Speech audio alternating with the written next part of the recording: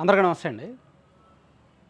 So heading చూసి కొంతమందికి కాస్త కోపం వస్తే రావచ్చు, చాలామంది అప్సెట్ అయితే అవ్వచ్చు. కానీ ఒక చిన్న ఉదాహరణ చెప్తా. మీరు ఈ వీడియో చూస్తున్న ప్రతి ఒక్కరు ఎవరికి వాళ్ళు ఊహించుకోండి. మీరు ఒక పదవిలో ఉన్నారు. మీరు ఎదురు వాళ్ళు తప్పు పట్టడానికి అవకాశం లేకుండా పరిపాలిస్తున్నారు. చాలా జాగ్రత్తగా, చాలా భయంతో, చాలా ఆత్మరక్షణగా మ్యాక్సిమం పరిపాలిస్తున్నారు. మీకు మీ కులం మీద అంత గౌరవం ఉన్నప్పటికీ కులానికి ఎక్కువ పదవులు ఇస్తే మళ్ళీ ఎవరేమనుకుంటారో అనే భయంతో కులాన్ని కూడా కాస్త అంటి ముట్టనట్టు పక్కనే పెడుతున్నారు. ఇతర కులాలతో పాటు సమానంగానే చూస్తున్నారు. మీకు తిరుమల వెంకటేశ్వర స్వామి అంటే పరమ భక్తి, విపరీతమైన భక్తి. అందరికీ కూడా భక్తి ఉంటుంది, ఈవెన్ నాకు కూడా. సో మీరు నేను అందరం ఊహించుకుందాం ఆయా క్యారెక్టర్లు. అటువంటి మన మీద మన వ్యక్తిత్వాన్ని హరిస్తూ, మన క్యారెక్టర్ని దహిస్తూ, మన విలువలను చంపేస్తూ నేను లేదా మీరు తిరుమల వెంకటేశ్వర స్వామిలో ఉన్న ఒక పింక్ డైమండ్ని, 500 కోట్ల విలువైన పింక్ డైమండ్ని మీ ఇంట్లో మీరు తీసుకెళ్ళి బీరువాలో పెట్టుకున్నారు అంటే మీ మీద ఒక దొంగతనం నింద వేస్తే మీరు ఊరుకుంటారా? పోనీ నా మీద వేస్తే నేనైతే ఊరుకోను.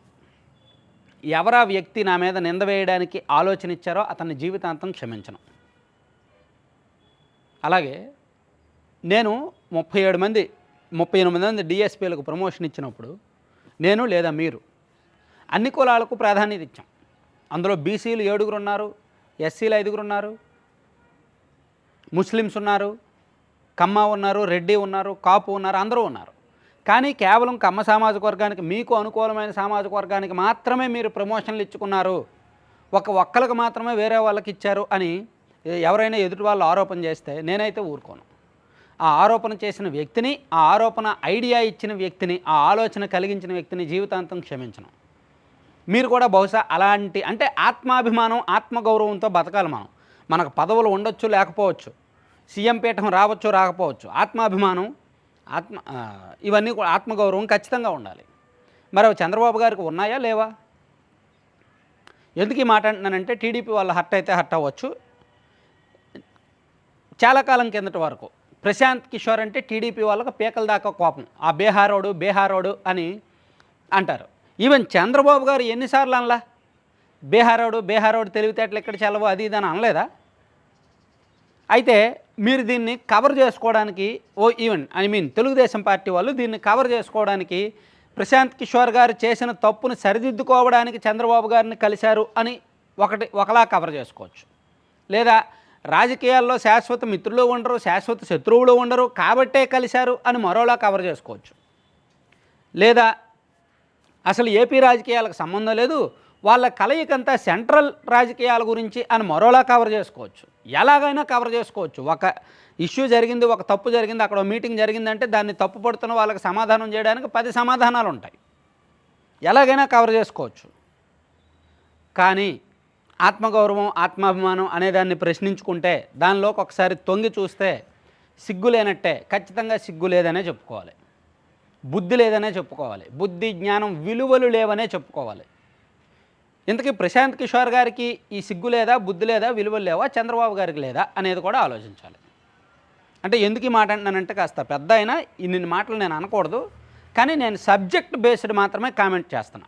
నేను ఇక్కడ కావాలని టార్గెట్ చేయడం వల్ల సబ్జెక్ట్ విషయం వచ్చింది కాబట్టి నా క్వశ్చన్లు నేను రైట్ చేస్తున్నా. ఒక రాజకీయ అవగాహన, సగటు రాజకీయ అవగాహన ఉన్న వ్యక్తిగా, కాస్తో కూస్తో రాజకీయ పరిజ్ఞానం ఉన్న ఒక జర్నలిస్ట్గా నాకు వచ్చిన కొన్ని ప్రశ్నలను నేను రైట్ చేస్తున్నా. వీలైతే మీరు కామెంట్ చేయండి, సమాధానం చెప్పండి. చంద్రబాబు గారు అధికారంలో ఉన్నప్పుడు పింక్ డైమండ్ అనేదాన్ని ఒకదాన్ని లేని దాన్ని సృష్టించారు. ఆ సృష్టించిన వ్యక్తి ఎవరో తెలుసా? ప్రశాంత్ కిషోర్ గారి టీంలో ఐపాక్లో నెంబర్ 5 పొజిషన్లో ఉన్న శాంతోను సింగ్ అనే వ్యక్తి. శాంతోను సింగ్ ఆయనకు ఐడియా వచ్చి దాన్ని ఒక ఐడియా ఎలా సృష్టించాలి, దాన్ని ఎలా ఫేక్ ప్రచారం చేయాలి, ఏ గ్రూపుల్లో క్రియేట్ చేయాలి, దాని ద్వారా ప్రభుత్వాన్ని ఏ విధంగా ఇరుకుని పెట్టాలి అనే ఒక యాక్షన్ ప్లాన్ రాసుకొని దాన్ని యాజ్ ఇట్ ఈజ్ అమలు చేశారు. ఆ శాంతోను సింగ్ అనే వ్యక్తి ఇప్పుడు రాబిన్ శర్మ టీంలో పనిచేస్తున్నారు గత ఏడాదిన్నరగా. బహుశా చాలామందికి తెలియకపోవచ్చు. సో అప్పుడు ఆయనకు బాస్గా ఉన్న ప్రశాంత్ కిషోర్ గారు ఇప్పుడు చంద్రబాబు గారిని కలిశారు ఈరోజు. సో మరి అంటే రాజకీయాల్లో అసలు సిగ్గు బుద్ధి ఇట్లాంటివి ఏమి ఉండవు రాజకీయాల్లో, ఎవరైనా సరే ఏ పార్టీ అయినా సరే. అందుకే నేను చెప్తున్నాను కదా, రాజకీయ నాయకులు ఏ నాయకుడైనా, నేను చాలాసార్లు చాలా వీడియోలో చెప్పాను, ఏ నాయకుడైనా అంతే, ఏ పార్టీ అయినా అంతే, ఎవరైనా ఒకటే. అవసరం కోసం అందితే కాళ్ళు, అందితే జుట్టు, లేకపోతే అందకపోతే కాళ్ళు అని అంటారు కదా, ఆ టైపు. అయితే ఇక్కడ తెలుగుదేశం పార్టీ ఎంతో కొంత క్రమశిక్షణ ఉన్న పార్టీ. వైఎస్ఆర్ కాంగ్రెస్ పార్టీ నాయకులతో కంపేర్ చేస్తే టీడీపీ నాయకులు క్రమశిక్షణతో ఉంటారు.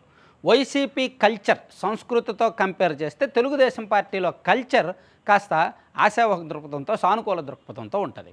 సో ఇప్పుడు చంద్రబాబు గారు ప్రశాంత్ కిషోర్ గారితో భేటీ అవ్వడాన్ని నాకు తెలిసినంతవరకు తెలుగుదేశం పార్టీ శ్రేణులే యాక్సెప్ట్ చేయట్లా. ఒకవేళ చంద్రబాబు నాయుడు గారు ప్రశాంత్ కిషోర్ గారి ఐడియాలజీ, వ్యూహాలను తీసుకుంటానన్నా ఆ గెలుపుతో సమానం కాదు అనే అంటారు. అసలు ప్రశాంత్ కిషోర్ గారు అవసరమే లేదు, ఇప్పుడు రాష్ట్రంలో ఈజీగా గెలిచేయచ్చు, ప్రభుత్వ వ్యతిరేకత బీభత్సంగా ఉంది అని టీడీపీ జనసేన శ్రేణులు చాలా ఉత్సాహంగా ఉన్నారు.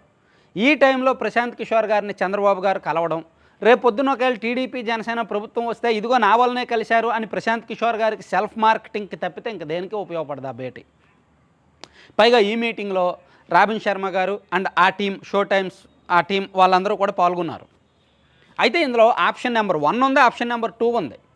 ఆప్షన్ నెంబర్ 1 నేను ఇప్పుడు చెప్పా, రాష్ట్ర రాజకీయ అంశాల కోసం వచ్చే ఎన్నికల్లో తెలుగుదేశం పార్టీకి సలహాదారుగా పనిచేయడానికి ప్రశాంత్ కిషోర్ గారు చంద్రబాబు గారితో భేటీ అయితే నేను ఇప్పుడు చెప్పిన ప్రతి మాట వర్తిస్తుంది. ఎవరికి బుద్ధి లేదో, ఎవరికి సిగ్గు లేదో అనేది ఆలోచించాలి. లేదు దానికోసం కాదు, జాతీయ రాజకీయాల కోసము, బీజేపీని కేంద్రంలో అధికారం నుంచి దించడం కోసము, యాంటీ మోడీ, యాంటీ బీజేపీ ఒక టీం ఫామ్ చేయడానికి ప్రశాంత్ కిషోర్ గారు చంద్రబాబు గారిని కలిశారు అని అంటారా? దానికి ఉన్న అవకాశాలను నేను ఒకసారి నెక్స్ట్ వీడియోలో వివరిస్తాను. అది నిజమా కాదా అనేది కూడా నెక్స్ట్ వీడియోలో ఒకసారి వివరిస్తాను. Thank you.